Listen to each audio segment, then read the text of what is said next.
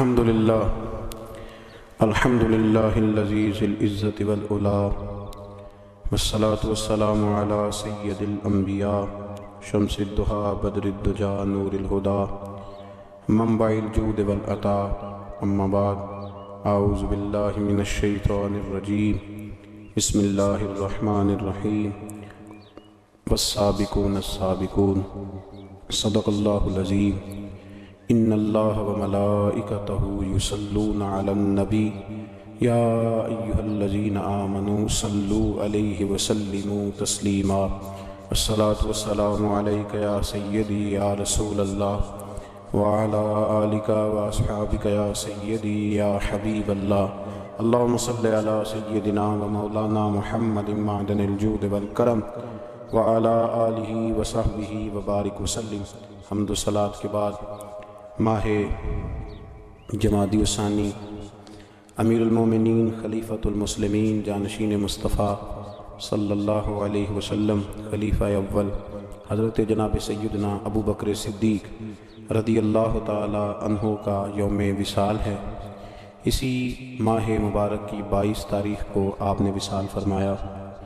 اسی کی مناسبت سے ایک سلسلہ گفتگو حضرت ابو بکر صدیق رضی اللہ تعالیٰ عنہ کے اخلاق و تعلیمات اس عنوان سے شروع کیا جا رہا ہے. اللہ تبارک و تعالیٰ ہمارا یہ نذرانہ بارگاہ صدیق اکبر میں مقبول فرمائے اور اللہ اسے قبول کر کے ہمارے لیے ذریعہ نجات اور توشہ آخرت بنائے. حضرت ابو بکر صدیق کے بارے میں امت جانتی ہے کہ آپ سابقون الاولون میں سے ہیں. جن لوگوں کو قرآن مجید نے کہا والسابقون السابقون، وہ جو سبقت لے جانے والے تھے وہ سبقت لے ہی گئے. یہ سبقت لے جانے والوں میں سے ہیں. حضرت ابو بکر صدیق رضی اللہ تعالیٰ عنہ کے اخلاق میں، تعلیمات میں جو چیز سب سے زیادہ نمایاں ہے، جو سب سے زیادہ اعلیٰ ہے، جو سب سے زیادہ عرفہ ہے، وہ یہ ہے کہ ان کے جلووں میں، ان کے اخلاق میں نبی پاک علیہ الصلوۃ والسلام کی سیرت کا مکمل عکس دکھائی دیتا ہے. انہوں نے اپنے آپ کو نبی پاک صلی اللہ تعالیٰ علیہ وسلم کی مقدس سیرت کے مطابق ڈھال لیا تھا. اٹھنا، بیٹھنا، چلنا، بولنا، وہ سمجھ گئے تھے کہ اللہ کے نبی صلی اللہ علیہ وسلم کی رضا کیا ہے. کوشش کرتے تھے کہ زیادہ بحث نہ ہو بلکہ جو حضور فرما دیں، آپس میں اس پر زیادہ تکرار نہ کی جائے بلکہ سنا جائے اور فوراً اس پر عمل کیا جائے. صحابہ ایسا کرتے بھی نہیں تھے، لیکن ہمارے زمانے میں کچھ باتوں پر بحث ہوتی ہے، تکرار ہوتی ہے. جناب ابو بکر صدیق رضی اللہ تعالیٰ عنہ کا مطمع نظر تھا کہ جو محبوب فرما دیں، جس وقت فرما دیں، جس حال میں فرما دیں، اس پر عمل کرنا. نبی پاک صلی اللہ تعالیٰ علیہ وسلم نے حضرت ابو بکر صدیق رضی اللہ تعالیٰ عنہ کی اس بات کو اعزاز کے طور پر بیان فرمایا، ان کی فضیلت کے طور پر بیان فرمایا. سرکار فرمانے لگے، میں نے جس کے سامنے بھی دین پیش کیا ہے اس نے دلیل مانگی ہے. فرمایا یہ میرا ابو بکر ہے. میں نے اس کے سامنے دین پیش کیا، اس نے دلیل نہیں مانگی، فوراً کلمہ پڑھا اور مسلمان ہو گئے، فوراً مسلمان ہو گئے. تو حضرت ابو بکر صدیق رضی اللہ تعالیٰ عنہ نے اپنے آپ کو اللہ کے پیارے محبوب صلی اللہ علیہ وسلم کی رضا کے اندر ڈھال لیا تھا. وہ سمجھ گئے تھے کہ محبوب کریم کی رضا کس بات میں ہے، حضور کیا چاہتے ہیں، کیا فرماتے ہیں، کیا پسند کرتے ہیں، کس انداز میں حضور خوش رہتے ہیں، کہاں نبی پاک صلی اللہ علیہ وسلم کو کوئی بات ناگوار گزرتی ہے، کہاں مزاج مبارک پر کوئی چیز ایسی ہے جو پریشان کرتی ہے. مکمل عکس تھے وہ حضور کی سیرت کا، نبی پاک کی رضا کا. جب اللہ کے پیارے حبیب صلی اللہ تعالیٰ علیہ وآلہ وسلم تشریف لے گئے اور نبی پاک صلی اللہ تعالیٰ علیہ وعلی آلہ وصحبہ وبارک وسلم غار حرا میں وقت گزارا اور پہلی وحی حضور پہ نازل ہوئی، تو قرآن مجید کی ایک تاثیر تھی، اس کی ایک شدت تھی کہ اللہ کے محبوب علیہ السلام کے وجود اطہر پر اس کا اثر محسوس ہوا. سرکار جب گھر آئے اور جناب خدیجہ الکبریٰ رضی اللہ تعالی عنہا کو کہا کہ مجھے چادر اڑا دو، مجھے چادر اڑا دو، اور اپنی اس کیفیت کا اظہار فرمایا، تو حضرت خدیجہ الکبریٰ رضی اللہ تعالی عنہا نے نبی پاک علیہ السلام کے 5 اوصاف گنوائے. یا رسول اللہ صلی اللہ علیہ وسلم، آپ کے اخلاق میں یہ 5 چیزیں پائی جاتی ہیں، اللہ کبھی بھی آپ کو رسوا نہیں کرے گا، اللہ تبارک و تعالیٰ آپ کو شانیں عطا کرے گا. 5 چیزیں گنوائیں حضرت خدیجہ الکبریٰ نے. وہ 5 چیزیں کون سی تھیں؟ فرمایا مجھے اللہ کی قسم، اللہ آپ کو ہرگز بھی شرمندہ نہیں کرے گا۔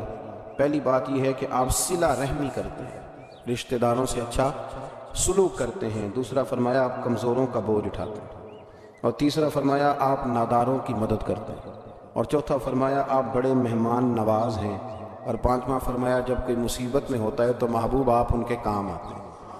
یہ 5 آپ کے اندر وہ اخلاق عالیہ ہیں جن کی بنیاد پر میں کہتی ہوں کہ اللہ آپ کو عزتیں ہی عطا فرمائے گا، بلندیاں ہی آپ کا نصیبہ ہوں گی۔ یہی ان باتوں سے میں نے دیکھا ہے۔ حضرت سیدنا خدیجہ الکبریٰ رضی اللہ تعالی عنہا کا یہ قول بخاری شریف میں موجود ہے، اور اسی بخاری میں حضرت ابو بکر صدیق رضی اللہ تعالیٰ عنہ کے بارے میں ابن دغنہ نے ایک بات کہی تھی۔ جب آپ مکہ چھوڑ کے جانے لگے کافروں کی سختیوں سے پریشان ہو کر، تو ابن دغنہ نے آپ کو کھڑا کر لیا اور کہنے لگا ابو بکر آپ نہ جائیں۔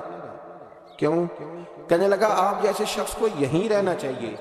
وجہ اس کی یہ ہے کہ آپ 5 باتیں وہ جو حضرت خدیجہ نے نبی پاک کے بارے میں گنوائی تھیں، وہی 5 باتیں اسی بخاری میں اسی ترتیب سے موجود ہیں کہ ابن دغنہ کہنے لگے کہ آپ صلہ رحمی کرتے ہیں، آپ کمزوروں کا بوجھ اٹھاتے ہیں، ابو بکر صدیق آپ ناداروں کی مدد کرتے ہیں، آپ بڑے مہمان نواز ہیں، آپ مصیبت زدہ لوگوں کے کام آتے ہیں۔ وہ 5 باتیں جو حضور کی سیرت مبارکہ کا عکس کے طور پر حضرت خدیجہ نے بیان کی، وہی جلوے ابن دغنہ نے جناب ابو بکر صدیق کے بیان فرمائے۔ وہی عکس، وہی رنگ، کچا رنگ للاری والا جڑا چڑھدا لیندا رہندا، اے عشق تیرے دا رنگ محمد چڑھ جائے پھر نہیں لیندا۔ تو وہی کیفیات، وہی عکس سیرت حضرت ابو بکر صدیق میں پایا جاتا تھا۔ صلح حدیبیہ کے موقع پر جب کافروں نے سخت اور صبر آزمائش شرطیں رکھی، حضرت عمر پریشان ہو گئے۔ کچھ ایسی باتیں تھیں جو عقل میں نہیں آتی تھی، پریشان ہو گئے۔ جا کے عرض کی یا رسول اللہ صلی اللہ علیہ وسلم آپ بھی سچے ہیں، قرآن بھی سچا ہے، اسلام بھی سچا ہے۔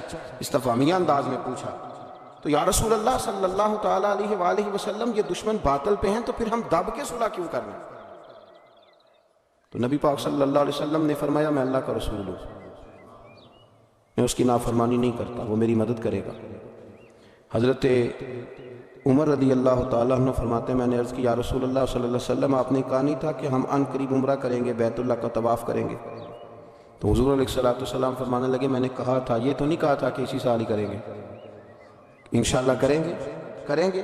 حضرت عمر فاروق فرماتے ہیں کہ میری نا وہ طبیعت میں چونکہ جلال تھا، حضور نے بات کہہ دی، میں نے سن لی، پر میں مطمئن نہیں ہوا تھا۔ میری وہ چونکہ جذبہ جہاد سے میں سرشار تھا تو محبوب کے ادب کی وجہ سے میں خاموش ہو گیا، لیکن ابھی میری طبیعت اس طرح ٹھنڈی نہیں ہوئی تھی۔ اس طرح حضرت سیدنا ابراہیم علیہ السلام نے کہا نا یا اللہ مجھے دکھا تو پرندوں مردوں کو کیسے زندہ کرے گا، تو کہا یقین نہیں، کمالک یقین تو ہے پر اطمینان قلبی کے لیے۔ تو فرماتے میں بھی اسی طرح حضور کی بارگاہ سے نکلا، جناب صدیق اکبر کے پاس پھر گیا، میں نے جا کے وہی باتیں دہرائی۔ میں نے کہا ابو بکر رسول کریم علیہ السلام بھی سچے، قرآن بھی سچا، اسلام بھی سچا، پھر ہم دب کے صلح کیوں کریں؟ آپ فرماتے مجھے اللہ کی عزت کی قسم ابو بکر صدیق نے ہی وہی جملے مجھ سے کہے جو میرے رسول پاک نے کہے تھے۔ فرمانے لگے عمر وہ اللہ کے رسول ہیں، وہ اللہ کی نافرمانی نہیں کرتے، اللہ ان کی مدد کرے گا۔ تو میں نے فوراً عرض کیا کہ نبی کریم صلی اللہ علیہ وسلم نے فرمایا نہیں تھا، حضور نے فرمایا نہیں تھا کہ ہم طواف کریں گے، بیت اللہ کا عمرہ کریں گے؟ تو جناب ابو بکر صدیق فرمانے لگے عمر حضور نے کہا تھا کریں گے، یہ تو نہیں فرمایا تھا کہ اسی سال ہی کریں گے۔ تو آپ فرماتے ہیں جب میری طبیعت مطمئن ہوئی، تھوڑی دیر کے بعد میں اپنے آپ کو میں نے ٹھنڈا پایا، تو میرے دل میں خیال آیا کہ عمر تو ابو بکر کے ایمان تک تو نہیں پہنچ سکتا، تو وہاں تک تو نہیں جا سکتا جو ان کا مزاج ہے، جو ان کی طبیعت ہے، اور جہاں تک وہ محبوب کی غلامی کرتے ہیں۔ دوستو عکس بنا لیا اپنے آپ کو، عکس اپنے آپ کو اس رضا میں ڈھال لیا جو نبی پاک کی رضا تھی، اپنے آپ کو وہاں لا کے کھڑا کر دیا جہاں کھڑا ہونا مدینے والے رسول پسند فرمایا کرتے تھے، اپنے آپ کو ان چیزوں کا عادی بنایا جو چیزیں میرے نبی کی چاہت تھی۔ حضرت ابو بکر صدیق رضی اللہ تعالیٰ عنہ کا یہ مزاج بنا، اور باطن میں بھی اور ظاہر میں بھی۔ جب آپ حضور علیہ السلام کو مدینہ طیبہ لے کر کے آئے نا، تو شارحین کہتے ہیں کہ طریقہ یہ تھا حضرت ابو بکر صدیق کا کہ وہ چلتے بھی اسی طرح تھے جو نبی پاک کا طریقہ تھا، اور جب وہ بولتے تھے تو لگتا تھا کہ یہ نا پورا حضور سید عالم علیہ السلام کے جملوں کو کاپی کرتے ہیں، اور ان کا لباس پہننے کا طریقہ بھی وہی تھا، اور ان کا امامہ باندھنے کا طریقہ بھی وہی تھا۔ تو فرماتے ہیں دونوں مل کے بیٹھ گئے، اسی کو کہتے ہیں فنا فی الرسول ہو جانا۔ اپنے آپ کو محبوب کی ذات میں فنا کر دینا۔ فرماتے ہیں کہ حضرت ابوبکر صدیق حضور کے ساتھ آ کے بیٹھ گئے تو جن لوگوں نے پہلے محبوب کی زیارت نہیں نہ کی تھی، وہ جب ملنے کے لیے آتے نا تو کچھ تو حضور کی دستبوسی کرتے اور بیٹھ جاتے، حضرت ابوبکر صدیق سے ہاتھ نہ ملاتے، اور کچھ چونکہ جانتے نہیں تھے تو وہ آ کے حضرت ابوبکر صدیق کی دستبوسی کرتے اور وہ بیٹھ جاتے، محبوب کریم تک معاذ اللہ پہنچ ہی نہ پاتے، چونکہ جلوے اس طرح پڑتے تھے، اس طرح عکس نظر آتا تھا کہ کچھ لوگوں کو غلط فہمی ہونے لگی۔ حضرت ابوبکر صدیق کوئی معاذ اللہ اللہ کا رسول سمجھ کے دستبوسی کرتے اور بیٹھ جاتے۔ جناب صدیق اکبر چونکہ عکس تھے، چونکہ نمونہ تھے، چونکہ جلوے دکھائی دیتے تھے، تو لوگوں کو پریشانی ہوئی۔ حضرت ابوبکر صدیق رضی اللہ تعالیٰ عنہ نے چاہا کہ میں کچھ ایسا کروں جس سے پتہ چلے کہ میں غلام ہوں اور یہ میرے آقا تشریف فرما۔ آپ فوراً اٹھے، اپنی چادر اپنے کندھوں سے اتاری اور نبی پاک پہ یوں کر کے انہوں نے سایہ کر دیا۔ دھوپ زیادہ تھی، حضور پہ سایہ کر دیا تاکہ پتہ چلے کہ سایہ کرنے والا کوئی غلام ہے، اور جن پر سایہ کیا جا رہا ہے وہ آقا ہے، سایہ کرنے والا غلام ہے۔ یہ رنگ اختیار کیا چونکہ وہ جلوہ تھا نا، وہ حسن تھا، وہ کیفیات تھی، وہ اس کا پورا مزہ تھا۔ یہاں بزرگوں نے ایک اور لطیف بات لکھی، وہ کہتے ہیں میرے محبوب نا بدلے بڑے بڑے بڑھا کے دیتے ہیں، وفاؤں کا اجر بڑا شاندار دیتے ہیں۔ حضرت صدیق اکبر نے تھوڑی دیر کے لیے اللہ کے رسول پر چادر کا سایہ کیا تھا، محبوب کریم نے قیامت تک کے لیے ان کی قبر پہ اپنے گنبد کا سایہ کر دیا، قیامت تک سایہ کر دیا ہے ان کے گنبد پر۔ جو وہاں جائے گا وہ جناب محبوب کریم پہ سلام عرض کرے گا تو پھر بارگاہ صدیقی میں بھی سلام عرض کرے گا۔ میرے عزیزو، عکس بنا لینا اپنے آپ کو، اور رسول اللہ صلی اللہ تعالیٰ علیہ وسلم کی غلامی کا پورا لبادہ اوڑھ لینا۔ ان کو سمجھ آ گئی تھی کہ حضور کی رضا کس چیز میں، وہ جان لیتے تھے، وہ سمجھ جاتے تھے، وہ ان چیزوں کو پرکھ لیتے تھے۔ جو لوگ دیر سے سمجھتے تھے وہ جلدی سمجھ جاتے تھے۔ حضور کے وصال مبارک کا وقت آیا تو نبی کریم صلی اللہ تعالیٰ علیہ وسلم نے نا صحابہ سے بات کی، نام نہیں لیا، ذرا سمجھنا۔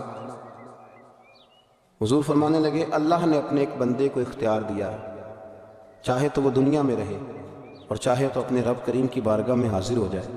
اللہ نے اپنے ایک بندے کو اختیار، اس بندے کا نام نہیں لیا، بس محبوب کی زبان سے جو جملے نکلے تو پیچھے بیٹھے تھے جناب صدیق اکبر رونے لگے، آنسو ٹپکنے لگے، داڑھی بھیگنے لگی۔ لوگوں نے پوچھا آپ کیوں رو رہے ہیں؟ حضور علیہ السلام نے تو فرمایا اللہ نے ایک بندے کو اختیار دیا۔ فرمایا تم نہیں سمجھے، میں تو سمجھ گیا ہوں نا، اللہ کے رسول اپنی بات کر رہے ہیں۔ اتنے شناسا تھے کہ حضور سید عالم علیہ السلام کی رضا کو فوراً پا لیتے تھے۔ دعا ہے عرش کا مالک ہمیں بھی ان کے عشق کی خیرات عطا فرمائے۔